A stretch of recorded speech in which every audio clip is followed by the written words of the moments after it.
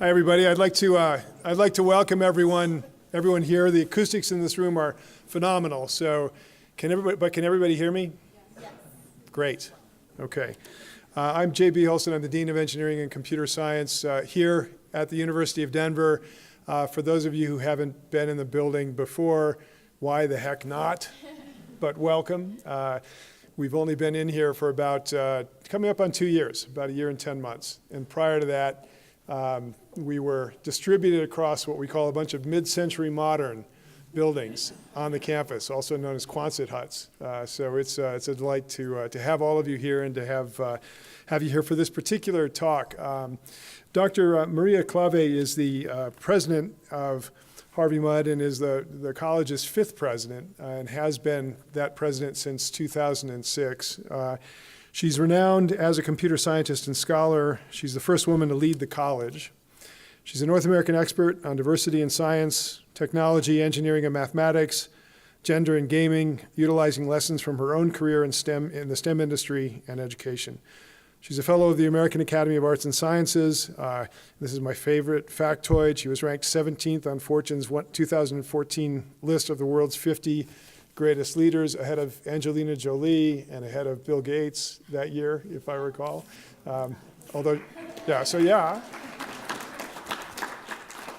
She can tell you, or her daughter, I guess, can tell you who was ranked ahead of her that year. There were a few. Is that right? Yeah. Well, there you go. Yeah, great. And the Pope. Yeah, the Dalai Lama, the Pope, right? Nice company to keep. She's got a PhD and a bachelor's degree in math, and in her spare time also received a PhD in computer science. So work to do, all of you students out here. I've had a chance to spend some time over the last 15 or so hours with Dr. Klawe. We kind of have this movable feast of things that we're making her do over the course of her 20-hour or so visit out here, and it's been very generous of you to spend the time with all the different groups and in all these different forums.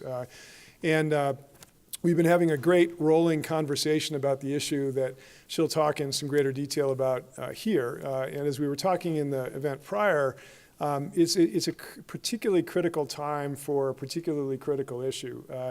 We need more diversity in tech, and we need it for a couple of reasons. One is because we don't have it, and it's gotten worse, and I'm sure we'll talk about that today.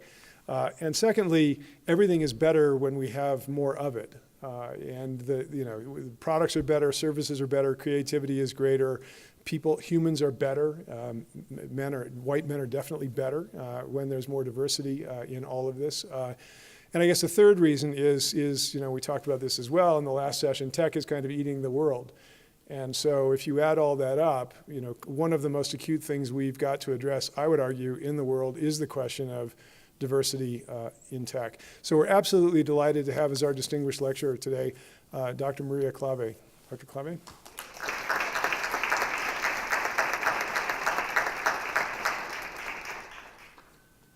Okay, so JB already said a bit about why getting more women into tech careers actually matters.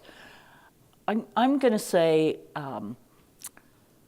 that I think there are 3 really important reasons. The first one is we are currently only graduating half of the degrees in computer science that the US market needs today, and it will get worse in the sense that the demand for software engineers and for data scientists has been growing extremely dramatically, and it's going to grow even more quickly in the future. And so if only 15% of the computer science degrees are going to women, and also a very low percent going to people of color, the chances that we're going to meet that demand are 0. The second reason is that these are actually great jobs. I mean, they're great not just because they pay extremely well. I mean, starting salaries are anywhere from $80,000 to $150,000 for a bachelor's degree in computer science. It's a little embarrassing that when we hire a faculty member in computer science, our 9-month salary for them is only $100K. So it's a really good time to get a degree in computer science. But it's not just because they're great. It's not just because of the salary that makes them great jobs. It's because there's such a range of different kinds of problem solving that you can do these days. And it's also, these careers are much more flexible if, like me, you want to have kids as well as an ambitious career. They're well paid, so you can afford good childcare, but also you can often work remotely. If you happen to have a partner and you want to have jobs in the same geographic area, it's a lot easier if at least one of you, preferably both of you, are in computer science or related area of engineering. But for me, the most important issue is computer science, data science, mathematics. They're all engineering more generally. They're all part of the solution to the world's biggest problems. There's just not a single problem that faces the world that does not involve at least some of these areas. Of course, they involve other areas, like areas from social sciences and humanities and the arts, law, anthropology, all kinds of things, but they certainly involve computer science and engineering. And if we don't have women and we don't have people of color who are part of the teams that are working on those problems, we don't get as good answers. There's just lots of research that shows that it's really important to have people with a diversity of experiences and backgrounds, perspectives, working on teams to solve problems. So I'm just going to say something about my daughter here. So my daughter so I have two kids. One of them is a math science geek like his parents. He works for Square in New York City, and he does information security, essentially cybersecurity, but they don't use that term at Square. They call it information security. My daughter is 33, and she is leading the United Nations peace process in the Central African Republic.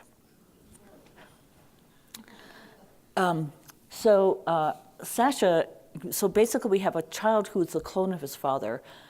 We don't even say clone, we say the new improved model. And we have a daughter who's the new improved model of her mother. There's only one thing that's bad about having two people like Sasha and me in the same family. We both want to run the universe.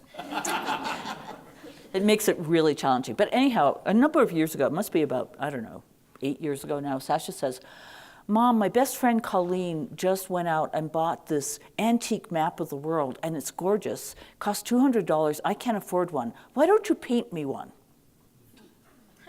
And I go, "Sasha, that's ridiculous. It would take forever to paint one because people actually know what the world is supposed to look like. I'd have to trace it. It would just be, that's the stupidest idea." Okay, so when I'm just about finished doing this, my son comes by and he says, "Oh, that's gorgeous. I didn't know that you could paint something scientific and make it beautiful. I want one." And I'm going, "Really? This was the most incredibly time-consuming." You love Sasha more than you love me? Well, so for him, I did one. It's called Beautiful BC, and it's a topographic map of part of British Columbia. Okay, so if we're going to address this, we've got a lot of work to do if we're going to get more women into tech careers. We need to work really hard to increase the number of women who are majoring in areas like computer science and engineering. We need to increase the hiring and retention of women in the tech industry. We need to increase the hiring and retention of women in academia as faculty members. And we need to increase the promotion of women into the highest levels of leadership in industry and academia. And I have a hypothesis that I at least have some evidence to support. It's that if we make our learning and work environments interesting and supportive for everyone, if we build confidence and community among our women and among underrepresented groups, so African Americans, Hispanics, Native Americans, and so on, and if we demystify success, women and people of color will come, thrive, and stay. And the interesting thing for me is that every place that has done this, it doesn't happen overnight, but done this and stuck with it, has succeeded in attracting many more women and also more people of color. But I will say, attracting and building confidence in the community and making your environment supportive for people of color is much harder than it is for women. And a lot of that has to do with the history of racism in this country. It is just, I mean, of course it doesn't mean that we shouldn't be working on those things. We absolutely should. Okay, things we can do. Well, we can make sure that we provide access to computer science and engineering in K through 12, and particularly make sure that they are fun and interesting and not intimidating. We can change the way we teach computer science and engineering at the college level. We can learn how to recruit and retain more female faculty. We can learn how to recruit and retain more women in the tech industry. We can create and support networking and mentoring opportunities for women at all levels. We can increase the visibility of the issues. And for those of us who are female, we can be willing to take on challenges. And this is the 30th year in which I have been the first female to hold my job. And I will say, being the first female in a position there are things about it that are great, but there are things about it that are pretty challenging. When you're the first woman to come into any job, there's just a lot of suspicion. I mean, what's she gonna do? And I'll talk a little bit more about that towards the end of this. So, one of the things that I think many people don't recognize is that computer science is the only discipline in science, technology, engineering, math where the female percentage of majors has declined in the last 30 years. It was in the mid-30s, in the early 80s, and it is now climbing gradually back up to about 15%. It was as low as about 11% about 5 years ago. So when I first started working on this issue, which was around 1990, I would sort of go around and I'd ask people, what's going on? Why are there so few women? And people would say, it's because you have to be good at math, and everyone knows that girls aren't good at math. Okay, that is such crap, excuse me. And in particular, so when I graduated in math, probably 10% or fewer of the math majors were female. It has been between 40 and 45% since the year 2000. So it's definitely not math. And I'll just say, percentage of PhDs, when I got my PhD in math, it's probably about 8% female. It's currently 30% female. Oh, and JB, I never got my PhD in computer science. It's, we're aligning slightly. It's also true that computer science graduates have the best job prospects for the next 2 decades. And there are a number of institutions of different kinds. So Carnegie Mellon and the University of British Columbia were the first 2 institutions to really, in North America, to really try to figure out what the issues were, what was holding women back. They're very different kinds of institutions. Carnegie Mellon, it's a private institution, one of the top CS undergraduate programs and graduate programs in the country, and they admit to the CS major. The University of British Columbia, so that's work that I was involved with, also started in the mid-90s. In terms of focusing on undergraduates, we started focusing on graduate students about 1989, 1990. And we were able to go from 16% female to 27% female over a 5-year period. Now, one of the differences is we don't, at UBC, we admit to the Faculty of Science. And so you have to, and computer science is not a required course in the, for science majors. And so one of the things that's different is you have to figure out how you actually get female students in the door to take an intro computer science course. MIT, this is within the last decade, went from 20 to 32%. Harvey Mudd went from 10% to 50%. Cal Poly San Luis Obispo from 12 to 29%, and the University of Washington from 15 to 30%. The reason I'm giving you all of these, so this is within, these two are, this is within the last decade. These two are probably within the last 8 years or so. The reason I'm giving you this list is they're very different institutions, okay? Large publics, Cal Poly is a state university, MIT, obviously, and Carnegie Mellon, very well-known private institutions. So, I have to say something very, very clearly because I get an enormous amount of credit for the fact that Harvey Mudd College has managed to increase the percentage of women graduating in computer science, physics, and engineering.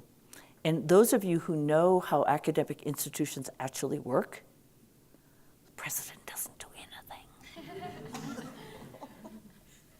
anything. In the sense that, believe me, if the president were to say, you know, we got to get more women into these areas, at least at a place like Harvey Mudd, the faculty would go, she's bananas. What does she know? Because it's really the faculty in those departments who have made the changes that have made it work. Now, presidents do some things.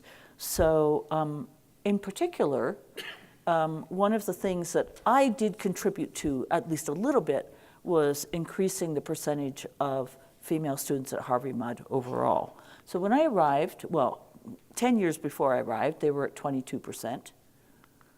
By the time I arrived in 2006, they were at 32%.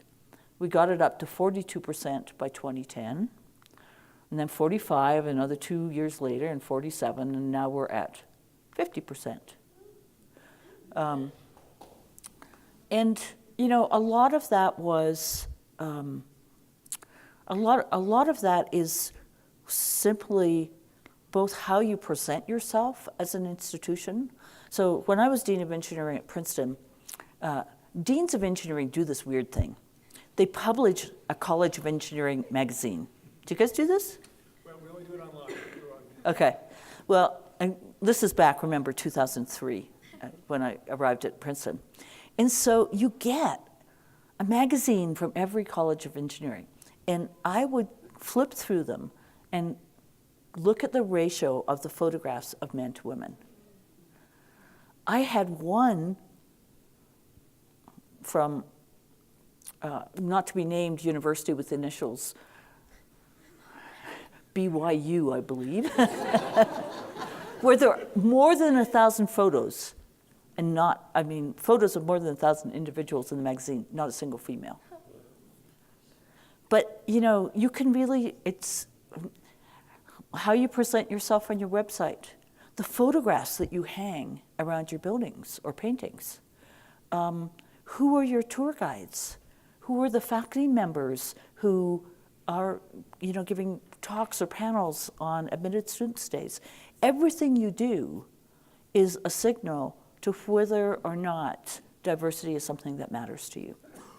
And one of the things I did was I wrote a handwritten card to every admitted female student for 4 years, for the first 4 years. That was part of that change.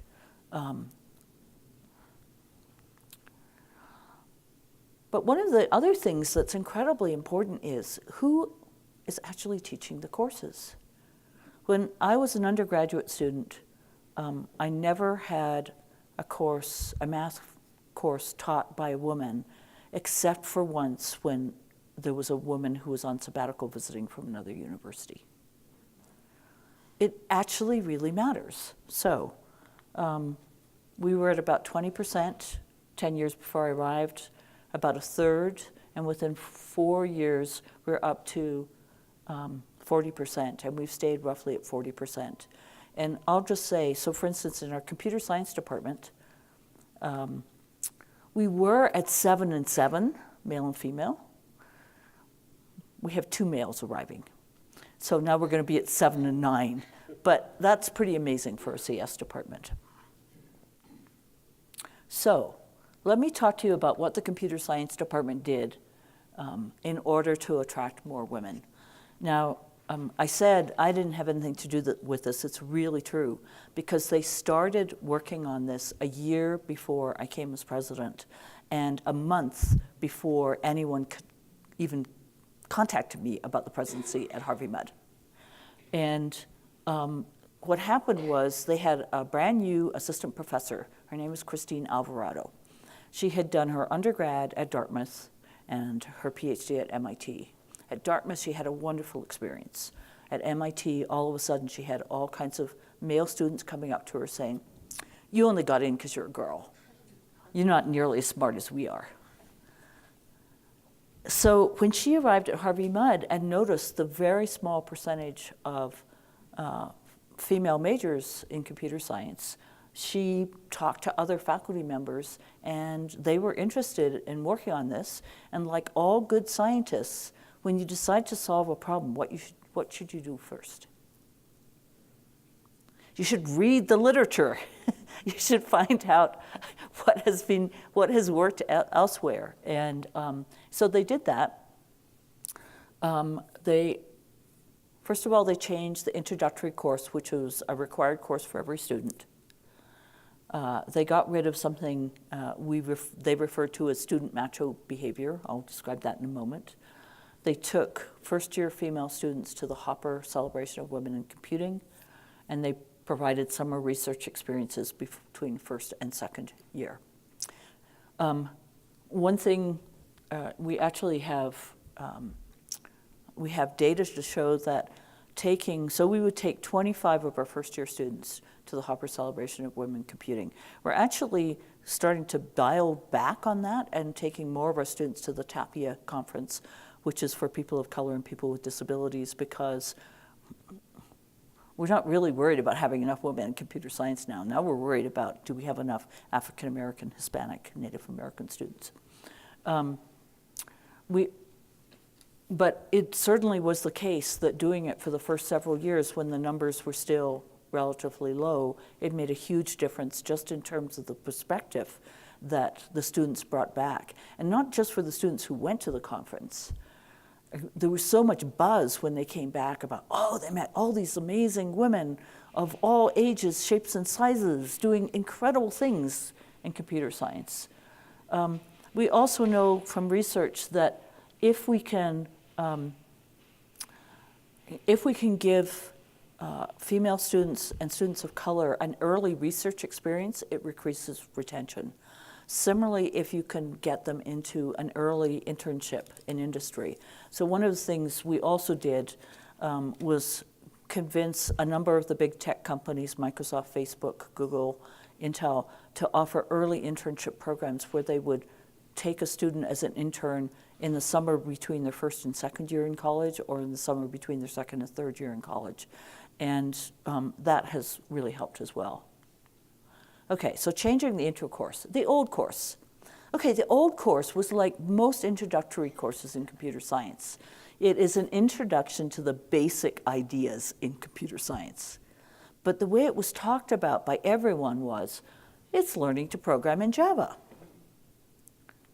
The new course, okay, same content, same central ideas in computer science, but the way it's talked about is team-based creative problem solving in science and engineering using Python. Okay, so let's just do this. Team-based, that means it's not lonely. Creative, name a young person who doesn't want to be known as being creative. Problem solving, well, both males and females love puzzles and solving problems. And particularly at a science and engineering school, problem solving in science and engineering is going to work out well. And using Python, well, we had to get the coding in somewhere, right? It is true that the course is taught differently. So first of all, we make it modular.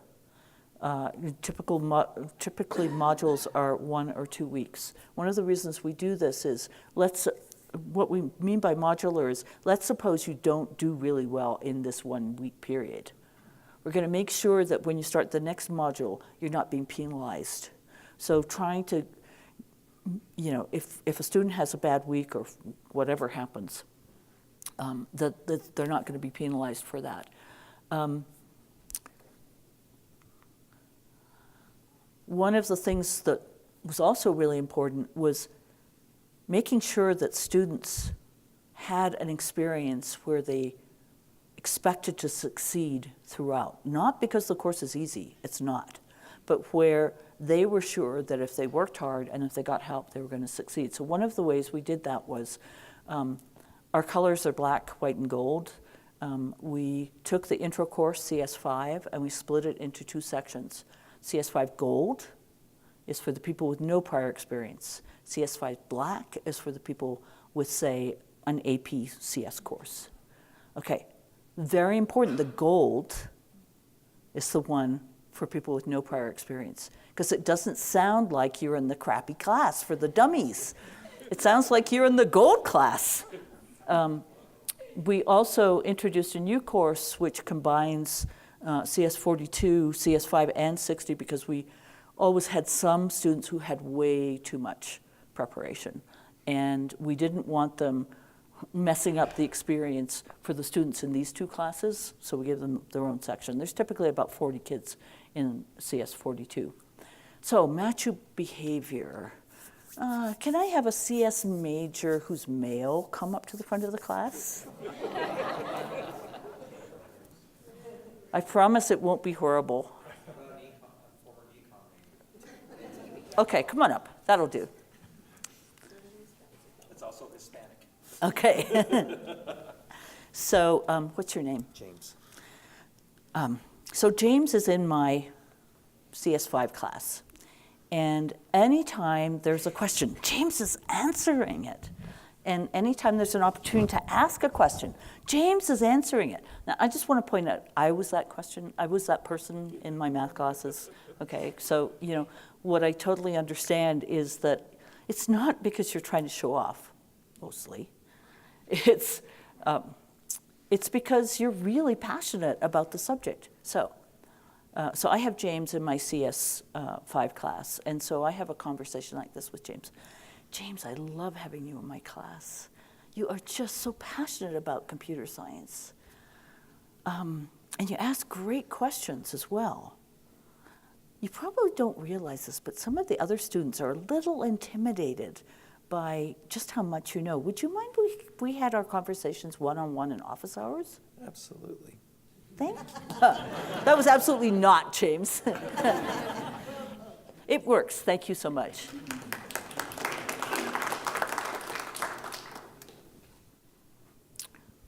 And what we make sure is, so we did this for the intro class, but one of the things is when you create an intro class that is so much fun, the students absolutely love it, what happens when they get into your next class? It's got to be so much fun, and they've got to absolutely love it as well. And then the next course after that. So it's actually not enough just to do your intro class. So I was going through this and just revising some things this morning when I woke up. And I was tempted to write ... leading to crisis. So it went from being the least liked required course in the first semester that all of our students take to being the favorite course for many of our students. Our number of majors tripled. The students who don't major in it decided that they really want to take CS60 and the next one, CS70, and much more, even though they're not going to major in computer science. But in Claremont, so Harvey Mudd is one of the 5 undergraduate Claremont colleges. They are side by side, literally. Claremont College students, other than the ones at Pomona who don't let their students major at another campus, But the others, all of us, allow our students to major at a different campus. And so all of a sudden, we used to have 2 off-campus majors a year. And then we had 7. And then we had 19. Wow. And then 50. And this coming year, it's going to be 100. Definitely problematic. So, I mean, just imagine you're president of a tiny college. We have about 840 students. We have about 100 faculty. And faculty are tenured. And you can't take a faculty member from one department and say, oh, wouldn't you love to be a CS faculty member now? Just doesn't work that way. So one of the things we have had to do is we had to grow the college, because that's really the only way you can afford to hire a bunch more faculty. Okay, I used to be a very popular president with the students. I became the worst president ever by proposing that we would grow the college from 800 to 900 students over 10 years. And doing all the buildings getting the buildings and faculty in place to handle the growth before we actually grew the student body. Oh my goodness, it was terrible. The only thing I can say is that now there are other things that the college is upset about, more upset about than growth. So, that might be better. But in any case, we had a department with 9 faculty members when I arrived. We're now we will be 16 this summer. We will be 18 by the end of a year from now. But it's not enough, because actually the workload has more than quadrupled. So we are now in a situation where we're having to ration access to computer science classes. And so that is the most recent crisis on campus, that we have parents phoning, students not quite protesting, but close to protesting about what we're doing. Fortunately, we were able to, a lot of the upset was more rumor than it was reality, and so fortunately we've been able to address it, and it's at least quiet again this week.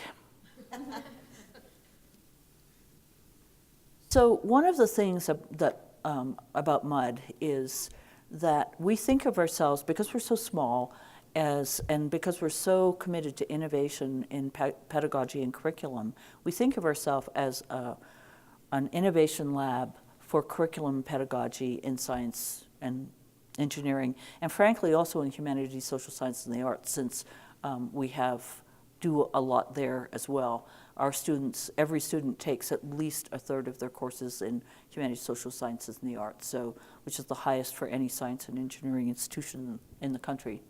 So one of the things we like to do is, if we figure out something that works, we want to share it with others. And for example, one of our faculty members, Colleen Lewis, and if any of you want to know more about inclusive pedagogy for teaching computer science, she has a website called CS Teaching Tips, one word, .org, that gives lots of advice for how to teach in an inclusive way, both in K through 12 as well as at the undergraduate level.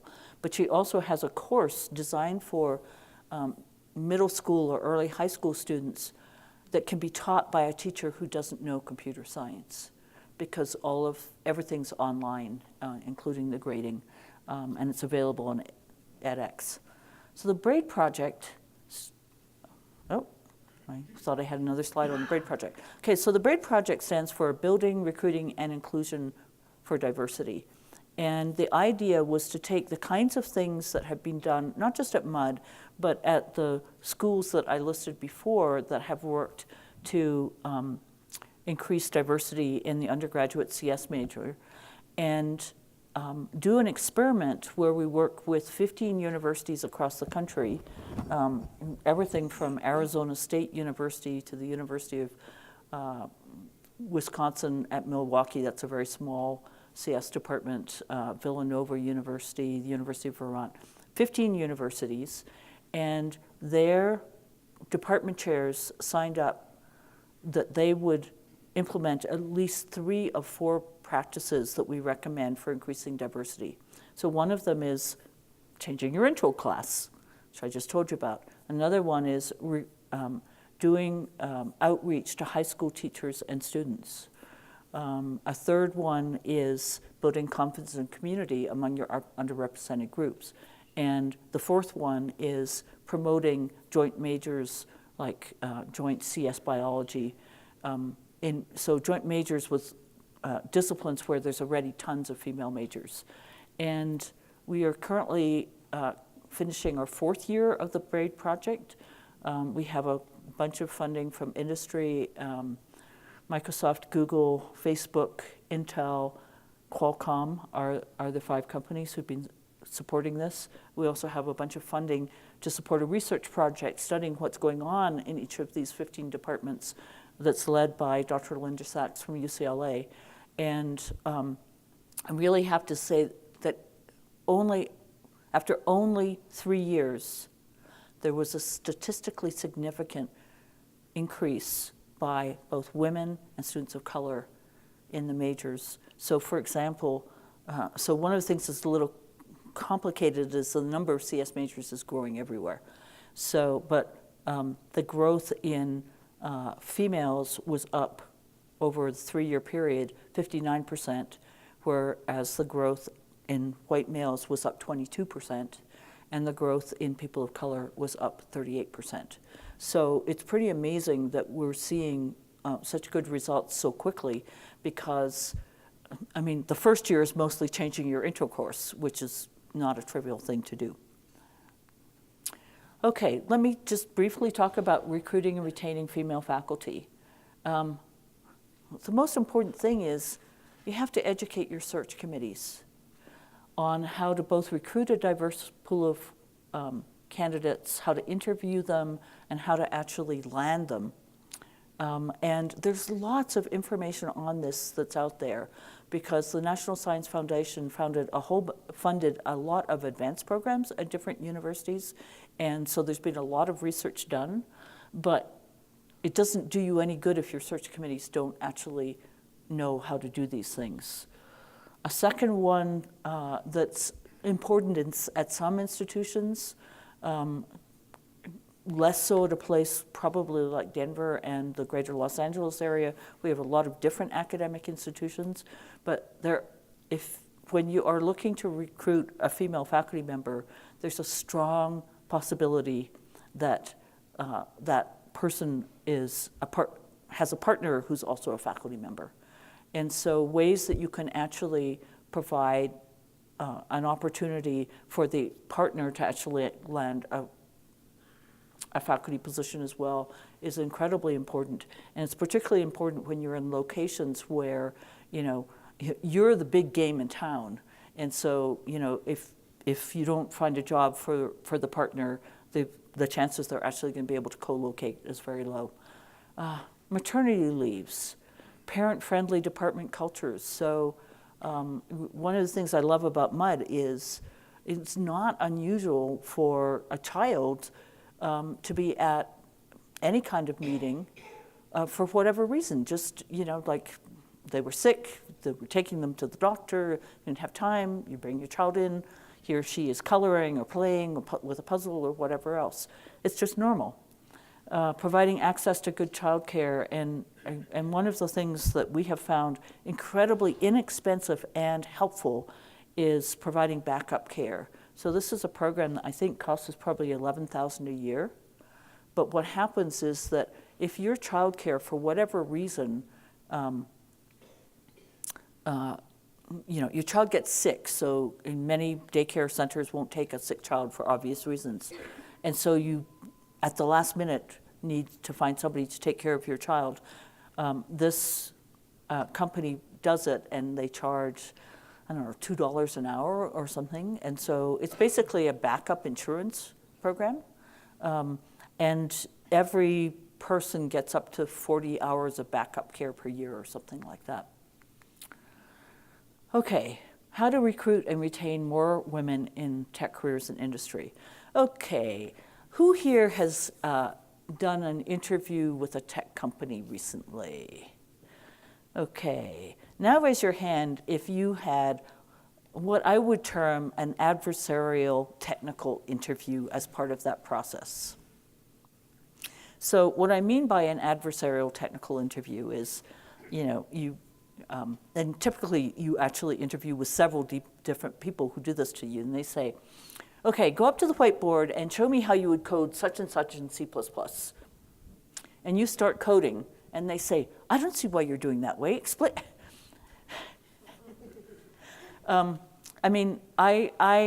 This is very common practice in many companies. Google is very well known for it, but they're certainly not alone. And it is absolutely the worst way to interview many candidates. And now I'm going to talk about job ads for a second. So typically, a job ad for a technical position might say something, we're looking for somebody who has experience in the following N areas, where N is, 6. We know from research that if women, let's say, only have 3 or 4, they won't apply of the areas, whereas men, if they have 2, they'll apply. So one of the things that, so I was giving a talk about this general thing to a bunch of HR leaders at a conference called HR 50, and I was talking about, when you list a job ad, what you should start with is, we are looking for creative people with excellent people and communication skills and technical experience in some of the following areas. Okay? Why is that good? Number one, it says the company actually values teamwork, communication skills, people skills, creativity. And that's a signal to young women, and to older women too, that some of the things that they value are going to be shared by that company. And then by saying some of, it gets around you don't have to have all of them to apply. And then the interview process, so one of our students a number of years ago was interviewing for an early internship position at Microsoft. And he told me the first interview question was, imagine that you're trying to tell a 5-year-old about Java or some other object-oriented languages. How would you do that? It's such a great question because you're not worrying about the technical details, but you are testing whether the person actually really understands why object-oriented language, what the advantages of an object-oriented language might be. So at this particular talk I was giving, the EVP for HR at Accenture was there. And she came up to me afterwards and she said, what I didn't know is she was in the first week in her job. I didn't find that out for a couple of years. But she came up to me and said, you've given me some really good ideas. We're coming in at 30% female in the 17,000 software engineers we hire each year in India. I'd like to get it up to over 40%. I saw her 4 months later at another conference. She comes up and she says, Maria, I changed the job ads, I changed the interview process, and the only other thing I changed was we decided we would recruit at women's only engineering colleges, of which there are quite a few in India for cultural reasons, as well as co-ed colleges. We came in at 42% female. That's all they changed. Yeah. She said that and I went, you owe me, Ellen. You have to join my board. She did. And later I found out that that was the first thing she did in her new job, was to go to that conference and to do this. Building confidence and community for all, and making sure that you make it clear what the promotion process is, but also that you look at ways in which, like, there's a lot of times when the process is actually biased towards promoting people who look like the people who are already in management positions. And so making sure that you neutralize that. Okay, Increasing the visibility. I cannot tell you how many times in my life I have been in a meeting where they're proposing a list of people for some kind of recognition or keynote speakers or whatever. And there are 40 names on the list, and how many women are there? It's either 0, 1, 2, or maybe 5 if there's a woman actually who was involved in putting together the list. And it gets really, really exhausting when you're the only woman in the room and you're the only person asking the question. So for all you males here, raise your antennas, pay attention. So one of the great suggestions I got is if you're a male and you get asked to be on a panel, ask how many women and people of color are already on the panel. And if they say, well, none yet, always have a list of people you could suggest. And say, well, I'll be happy to do it, but I would also like to recruit A, B, and C to be there with me.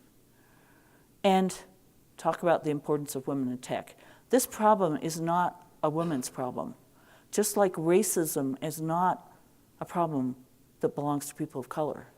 It belongs to all of us. And it doesn't get fixed until all of us work on it. Okay, so I'll just close with saying a little bit about my career. So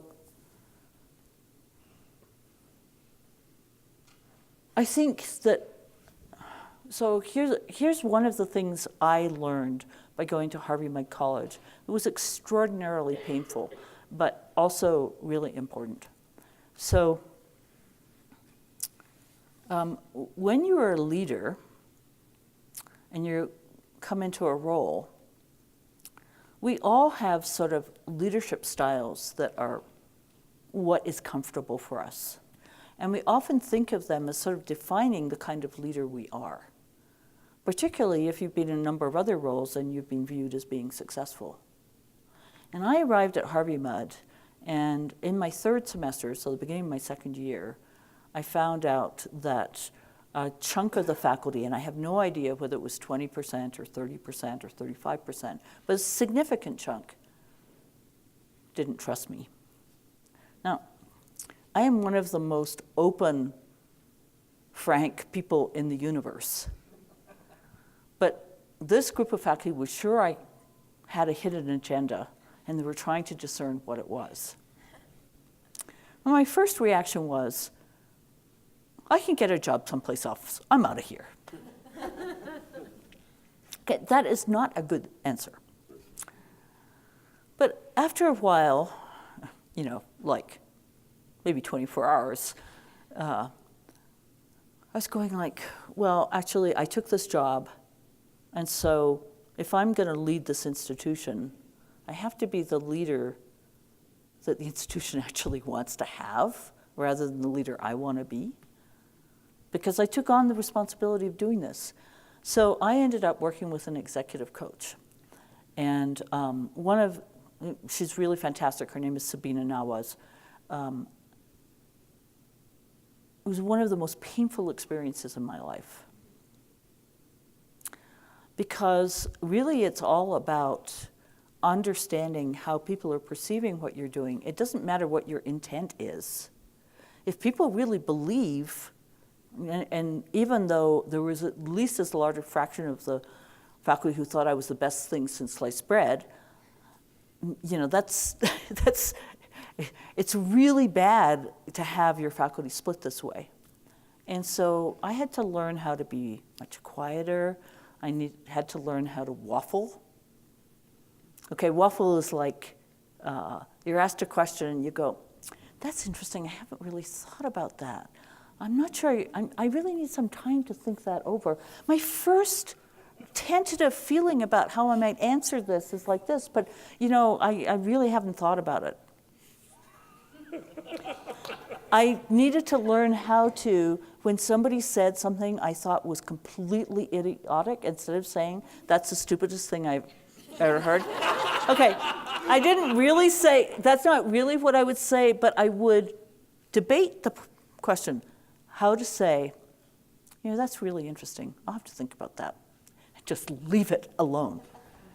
And I was so worried that this would change the person I was. And, the truth is that sometimes I'm that person when I need to be, particularly if it's in a large faculty meeting where I know I'm going to have a lot of different reactions. If I'm in smaller groups, I can be as open and frank as I want.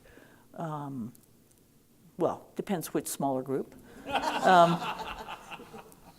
But, the thing, I think the thing that I learned out of all this is that, first of all, you're never too old to learn new skills. It's a really important thing because, you sort of, and I took my first ski lessons when I was 59, I'll just say. It was a great thing to do. So, I think when I was a young woman, and it was really bothered me that girls were not supposed to be good at all kinds of things that I was good at and wanted to do. And I used to think, girls should be just more like boys. We should be more assertive. We should be more. That's baloney.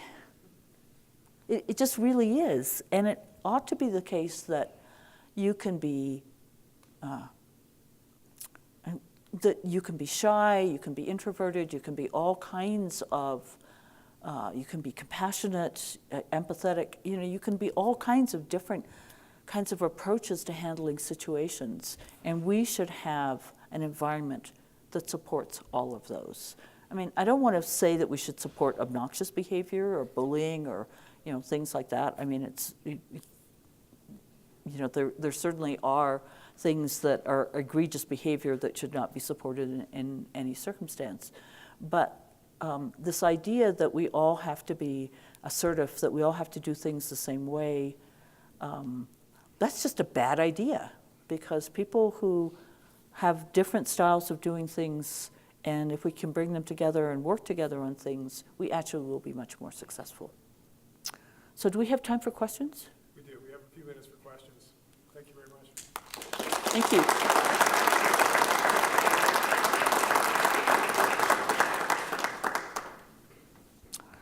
Yes. Nice art. Thank you. I paint all the time, Right. particularly in meetings. I'd like to go back to that issue on eliminating the male macho Right. attitude. In my experience, the worst examples of that happen in the student labs, when cliques will form and they'll be loud and obnoxious. And I've had a number of female students come to me say that they just don't enjoy going into the lab, that experience. When you said eliminate male macho-ness, we know you took care of James, but do you also do things in the broader Absolutely. environment? So one of the things that our engineering chair, Liz Orwin, has, she's our first female engineering chair, and I just will brag that we have 7 academic departments. Yes, we're very small. 5 of the 7 are female. When I arrived at Harvey Mudd, there had been 2 instances in 60 years where there was a female department chair. Now every department has had a female department chair. Anyway, Liz Orwin does something that she started doing in her second year as chair of the engineering department, where she holds meetings for students so she has meetings that are open to all students, meetings open to female students, meetings open to students of color, and in those meetings, she asks them, first of all, tell us what we're getting right so we don't stop doing it. Tell them what's not working for you. And one of the things she learned was that in certain courses, there were cliques forming. So it was a course that had the same project as a rocketry project, okay? Had the same project for several years in a row. And students were allowed to self-select their teams. And so a group of white male students would band together 8 months before the course and start working on it over the summer. And then it was putting so much pressure on all the other students in the course because, of course, they couldn't possibly catch up. Okay, well, that one's pretty easy to change. You don't allow them to self-assign teams. But there were also instances in the machine shops where, we had female proctors as well as male proctors, and some of the male students would walk up to the female student and basically say, "You can't teach me anything. You're a girl. You couldn't possibly know how to run that machine." I mean, it's just like, ugh. So, and so we've basically done a lot of work to, both with students and with faculty, to address these issues. And, you know, I would say that one of the things that happens in MUD is we have a lot of what we call GRUTers, grader tutors, who are working in labs where students are coding. And, you know, they would just address it if something like that happened. Thank you.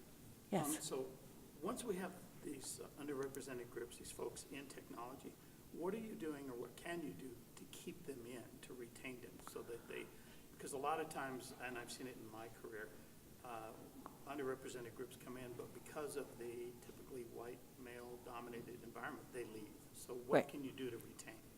So I think the really important things are confidence and community. So have a speaker series.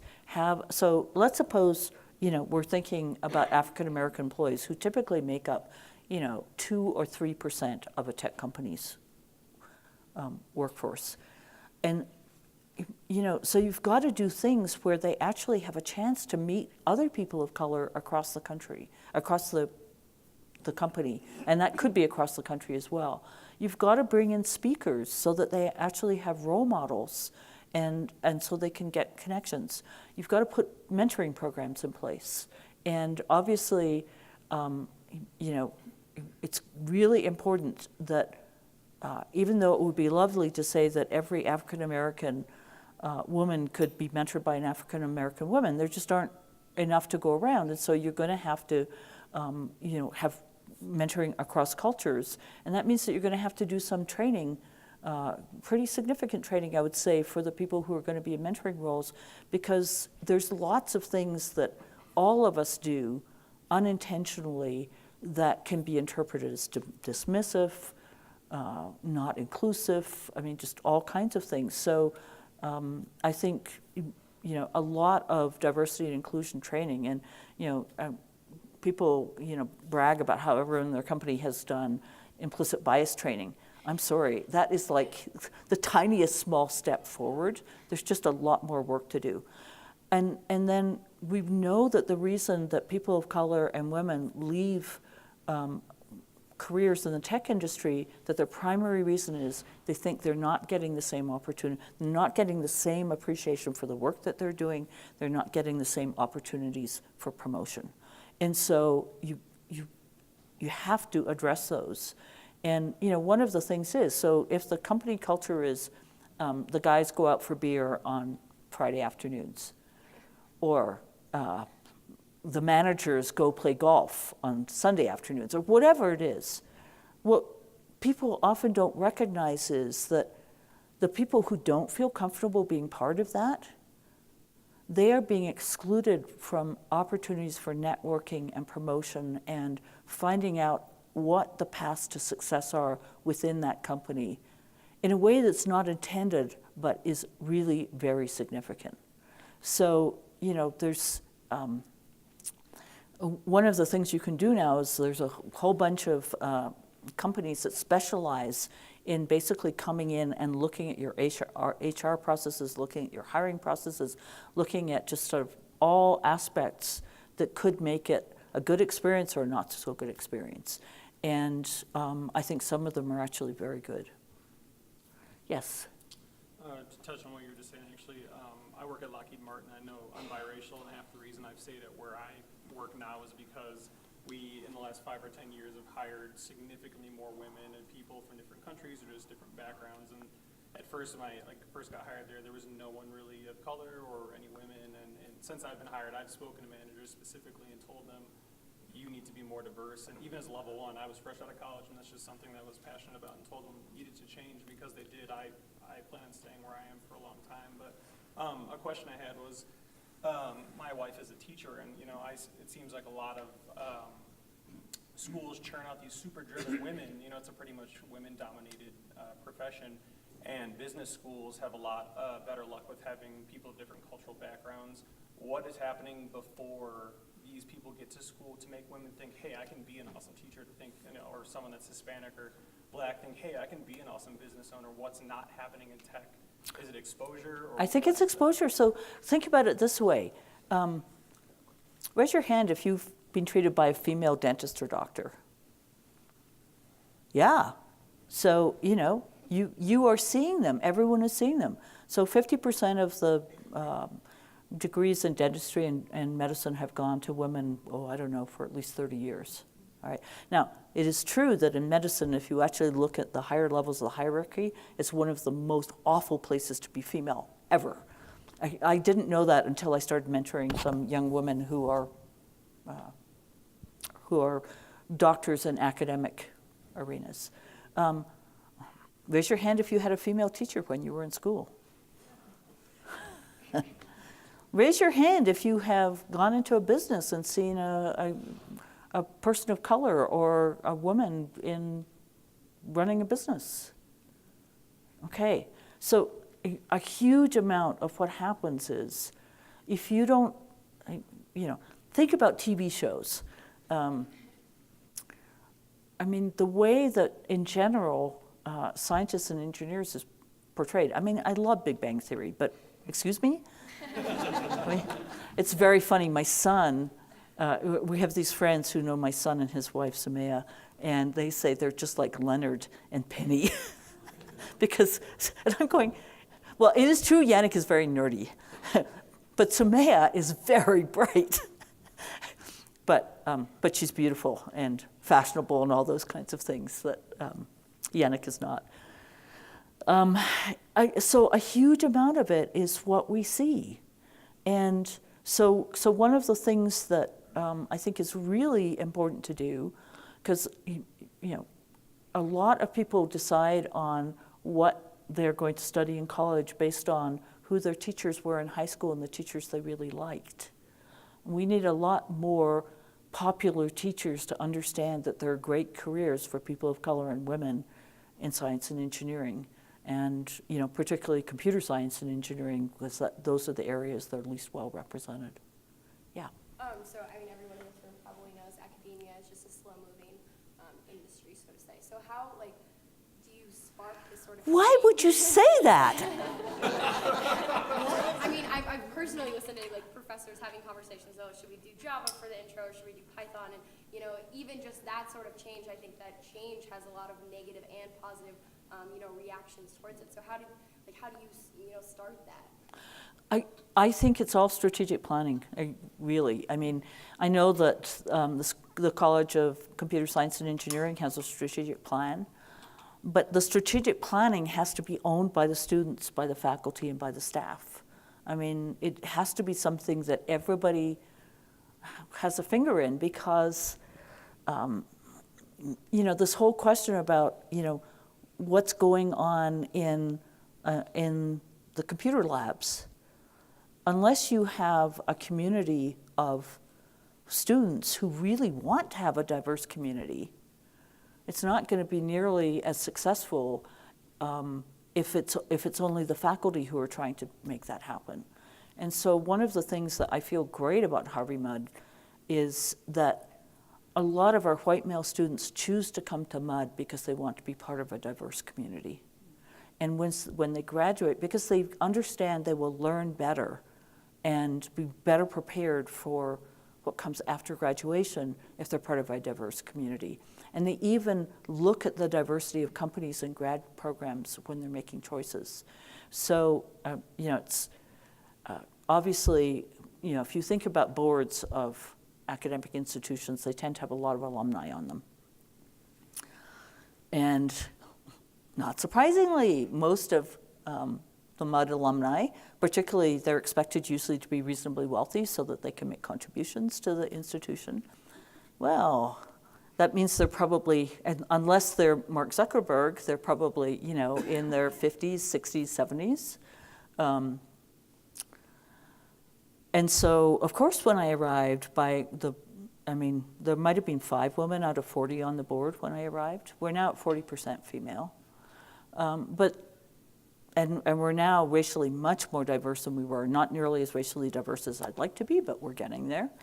But to do that, we had to really rethink who's going to be on our board. So we now say we'll have half of our positions be alumni instead of having most of the positions be alumni.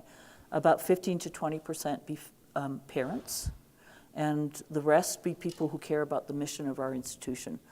And every single one of those people who care about the mission of our institution but have no connection in terms of having attended or having had a child attend, every single one of them is there because of our commitment to diversity. And so that has ended up being a very, very different kind of board. We've also provided so that we can have a greater range of age levels in our alumni. So we have a number of positions reserved for young alumni as a way of making sure that that also helps us bring diversity on the board, but also very different perspective, as well as being able to have a couple of academic people as alumni, so that we're not holding this annual donation as a bar to having a more diverse group on the board. Look, I'm sorry to say we're running out of time. A couple of things. We have box lunches in the back. Those were hidden under canopies before so that you wouldn't all run and get them. But please feel free, whether you can stay or not, to get a lunch. Dr. Clave can be here about another 5 minutes, and then we're going to have to go on. I'm sure a number of you would like to come up and meet her directly, but please join me in thanking her for all the work that she's done.